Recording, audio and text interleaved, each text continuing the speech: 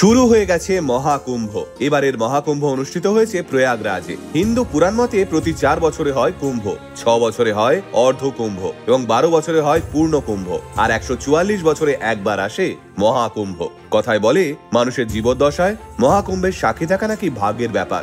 না হলে বহু মানুষই তাদের জীবদ্দশায় এই মহাকুম্ভের সাক্ষী থাকতে পারেন না, কারণ 12টি পূর্ণ কুম্ভের পর তবেই আয়োজিত হয় মহাকুম্ভ।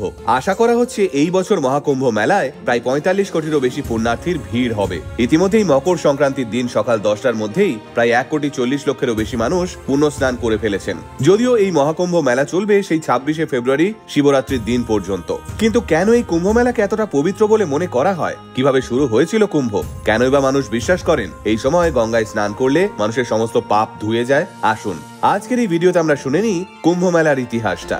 বিশ্বের বৃহত্তম ধর্মীয় মেলা মহাকুম্ভ মেলা। এই সময় কড়া নিরাপত্তার চাদরে মুড়ে ফেলা হয়েছে প্রয়াগরাজের মেলা প্রাঙ্গণ। এই মহাকুম্ভে লক্ষ লক্ষ সাধু, তপস্বী এবং ভক্তরা প্রয়াগরাজের গঙ্গা, যমুনা এবং সরস্বতী নদীর ত্রিবেণী সঙ্গমে অমৃত স্নান করেন। বিদেশ থেকেও প্রচুর ভক্তরা আসেন এই মহাকুম্ভ মেলায়। বিশ্বাস করা হয় এই সময় গঙ্গা স্নানে মানুষের পাপ মোচন হয়, আত্মা বিশুদ্ধ হয় এবং জন্ম মৃত্যুর চক্র থেকে মুক্তি পেয়ে মানুষের মোক্ষ লাভ হয়। পৌরাণিক কাহিনী অনুসারে সমুদ্র মন্থনের সময় অমৃত কলস উঠে আসে। সেই অমৃত কলস পাওয়ার জন্য দেবতা এবং অসুরদের মধ্যে প্রবল যুদ্ধ বাধে। এই যুদ্ধ থামানোর জন্য স্বয়ং বিষ্ণু মোহিনী অবতার নেন।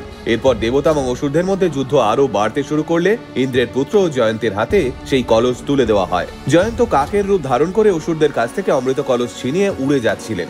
সেই সময় কয়েক ফোঁটা অমৃত পৃথিবীর 4টি পবিত্র স্থানে পড়েছিল। 1 প্রয়াগরাজ, 2 হরিদ্বার, 3 উজ্জয়িনী এবং 4 নাসিকে।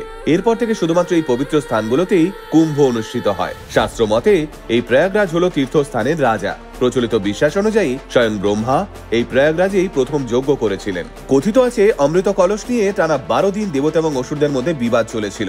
স্বর্গের 12 দিন নাকি মানুষের 12 বছরের সমান। আর ঠিক এই কারণেই প্রতি 12 বছর অন্তর কুম্ভের আয়োজন করা হয়। ইতিহাস বলছে সম্রাট হর্ষবর্ধনের শাসনকালেও কুম্ভমেলা আয়োজনের প্রমাণ পাওয়া যায়।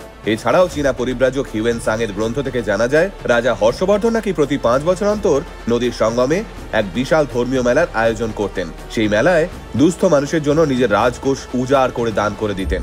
এই বছর মহাকুম্ভ মেলায় জ্যোতিষীরা পুণ্যার্থীদের স্নানের জন্য বেশ কয়েকটি শুভ দিনকেও চিহ্নিত করেছেন। যে দিনগুলোই গঙ্গায় স্নান করা খুব শুভ বলেও মনে করছেন তারা, যার মধ্যে 13 এবং 14 জানুয়ারি তো ছিলই। এছাড়াও রয়েছে 29শে জানুয়ারি মৌনী অমাবস্যার দিন, 23শে ফেব্রুয়ারি বসন্ত পঞ্চমীর দিন, 12 ফেব্রুয়ারি মাঘী পূর্ণিমার দিন এবং 26শে ফেব্রুয়ারি মহাশিবরাত্রির দিন। 29শে জানুয়ারি এবং 3রা ফেব্রুয়ারি এই দিন দুটিকে আবার শাহী স্নানের দিন হিসেবে চিহ্নিত করেছেন তারা।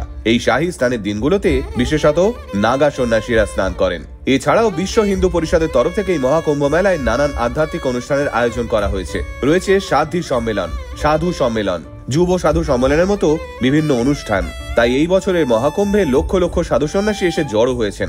তাদের মধ্যে অ্যাম্বাসাডার বাবা, চাওয়ালা বাবা, পরিবেশ বাবার মতো সাধুরা একেবারে শো স্টপার। এবং এই সমস্ত বিচিত্র সাধুদের দেখবার জন্য বহু মানুষ এসে ভিড় করছেন মহাকুম্ভে। প্রয়াগরাজের ত্রিবেণী মহাসঙ্গম এখন তাই উৎসবের আলোয় জমজমাট।